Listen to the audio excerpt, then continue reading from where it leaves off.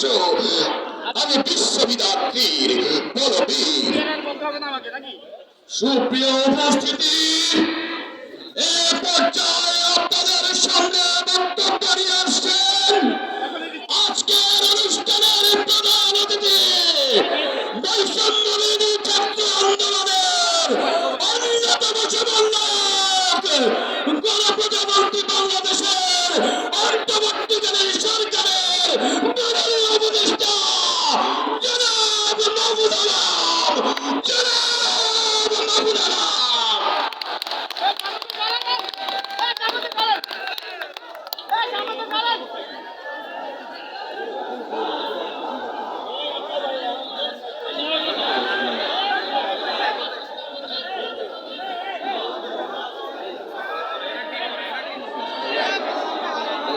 আমি ছবি পাইতেছি না, আমিও তো চিন্তা করতে পারবেন। আপনারা মোবাইলে ইয়ে করেন, পিছন থেকে মোবাইল দিয়ে করেন না।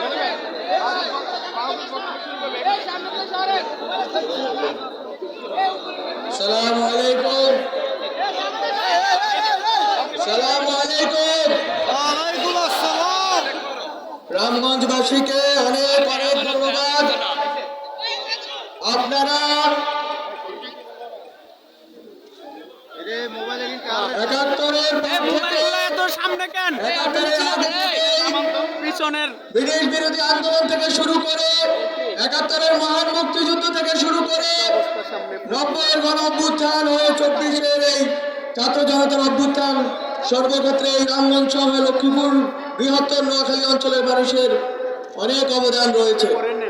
আমাদের পূর্বজরা গণতন্ত্র, বৈষম্যহীন একটি রাষ্ট্রের জন্য লড়ে গেছে। আমি তাদেরই উত্তরসূরি।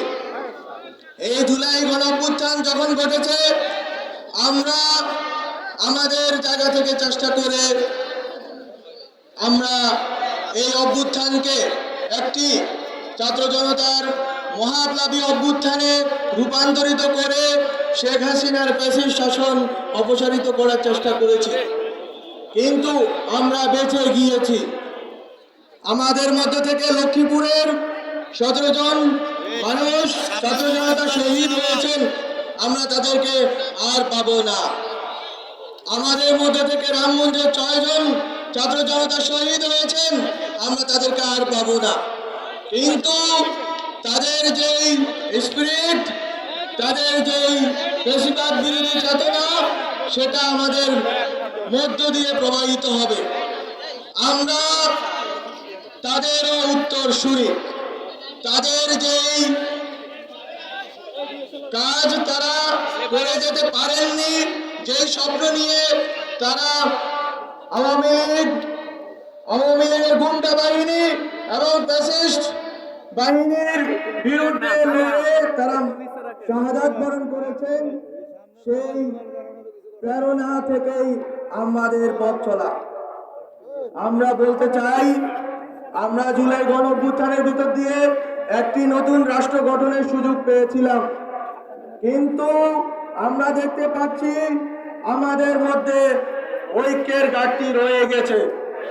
আমরা এখনো বুঝতে পারিনি আওয়ামী ফ্যাসিজম শুধুমাত্র রাজনৈতিকভাবে পরাজিত হয়নি, হয়ে তারা নিঃশেষিত হয়ে যায়নি, বরং দিল্লির কোলে আশ্রয় নিয়ে তারা পোষ করছে, তারা আবারও চবল মারার চেষ্টা করছে।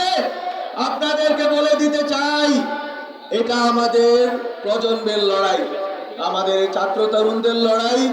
এটা বাংলাদেশের ফ্যাসিবাদ বিরোধী জনগোষ্ঠীর রাজনৈতিকভাবে স্বাবলম্বী এবং সার্বভৌম হয়ে ওঠার লড়াই। কোনোভাবে যদি আবার আওয়ামী লীগ দিল্লির কোলে আশ্রয় নিয়ে যদি আমাদের দিকে আবারও চোখ রাঙাতে চায়, আমরা কি বসে থাকবো? আমরা কিন্তু বসে থাকবো না। আমাদের শহীদদের পথ অনুসরণ করে আমরা শাহাদাতের রাস্তা বেছে নিব। আমরা আবার লড়াই করব।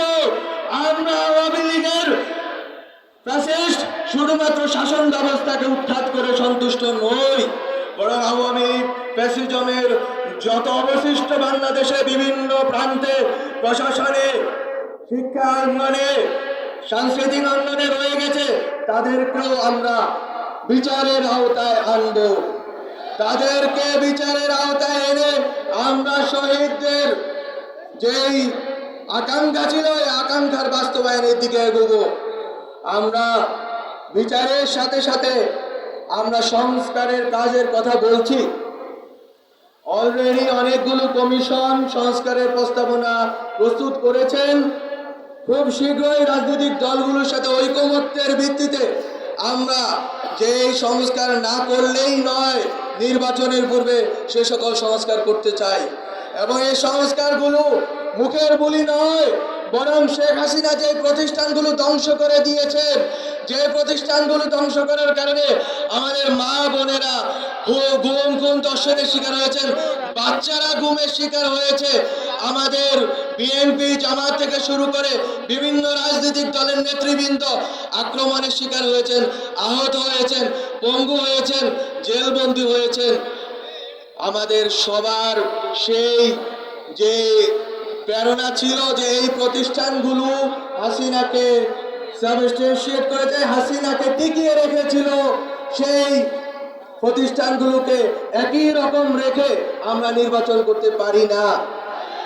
আমাদের নির্বাচন করার আগে অবশ্যই হাসিনার এই প্রতিষ্ঠানে হাসিনার যে দালালরা আছে, পেশিবাদের যে দালালরা আছে, তাদেরকে উৎখাত করেই এবং খুনিদের বিচার করে আমাদেরকে নির্বাচনের দিকে এগোতে হবে।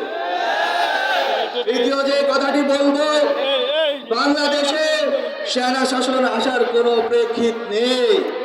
আমরা এবার কারো মদদে, কোন রাষ্ট্রের মদদে হাসিনাকে উৎখাত করিনি। আমরা জনগণ, ছাত্র জনতা রক্ত দিয়ে হাসিনাকে উৎখাত করেছি। আমাদের কারো তাবেদারি করার আর দরকার নেই।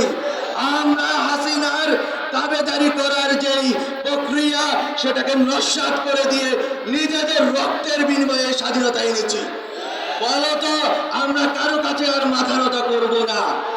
আমরা 3রা আগস্টেই বলেছিলাম 111 চাই না। 111 নিয়ে নিচে ভয় পাওয়ার কিছু নেই, বরং আমরা বলবো, রাজনৈতিক দলগুলোকে বলবো, আসুন বাংলাদেশ পন্থার ভেতর দিয়ে আমরা যারা পেশিবাদ বিরোধী শক্তি আছি ঐক্যবদ্ধ হই, সরকারকে সহযোগিতা করে এই সংস্কারগুলো করার জন্য। এই প্রতিষ্ঠানগুলো যদি সংস্কারকৃত হয়, তাহলে উপকৃত হবে বাংলাদেশের জনগণ, তাহলে উপকৃত হবে বৈষম্যের শিকার জনগণ।